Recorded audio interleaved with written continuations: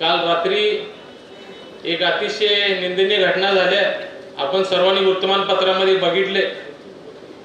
जनस्वराज पक्षाचे उमेदवार संताजी घोरपडेंवर काल काही अज्ञात व्यक्तींनी हल्ला केला। धारदार शस्त्राने त्यांच्यावर वार करण्यात आला। आज सकाळी मी पेपरला वाचल्यानंतर त्यांना फोन केला होता। त्यांची तब्येतीची विचारपूस करायला मी दवाखान्यात गेलो होतो। दवाखान्यात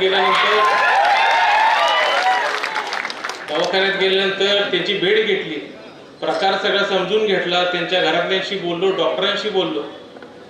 त्याच वेळी तिथं त्यांच्या तब्येती चौकशी करायला आपल्या ॲडिशनल एसपी देसाई मॅडम सुद्धा आल्या होत्या, त्यांच्याशी मी बोललो।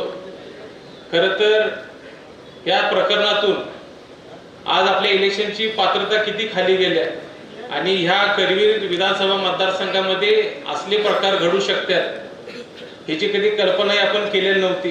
या गोष्टीचा आपण भले ते आपले विरोधक असले, विरोधी पक्षात लढत असले तरी आपण ह्या गोष्टीचा सर्वांनी निषेध केला पाहिजे असं मला वाटते।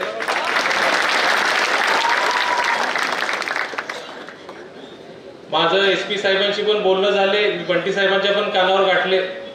ह्या गोष्टीच्या तळापर्यंत जायला पाहिजे। या चुकीच्या पद्धतीनं आज जर उमेदवारांच्यावर असे हल्ले होत असले तर ही मंडळी उद्या आपली निवडणूक पार पडल्यानंतर कशा प्रकारे आम जनतेला वागवणार आहेत हेच लक्षात आपल्याला येते।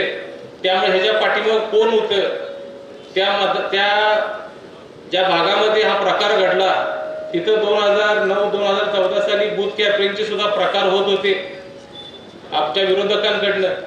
त्यामुळे ती पाठीमागे ह्या कूटनीतीच्या पाठीमागे माणसं कोण आहेत की हुडकायला पाहिजेत आणि ह्यांना पोलिसांनी ताब्यात घेतलं पाहिजे आणि ह्यांना कडक कारवाई झालीच पाहिजे असं माझं म्हणणं आहे।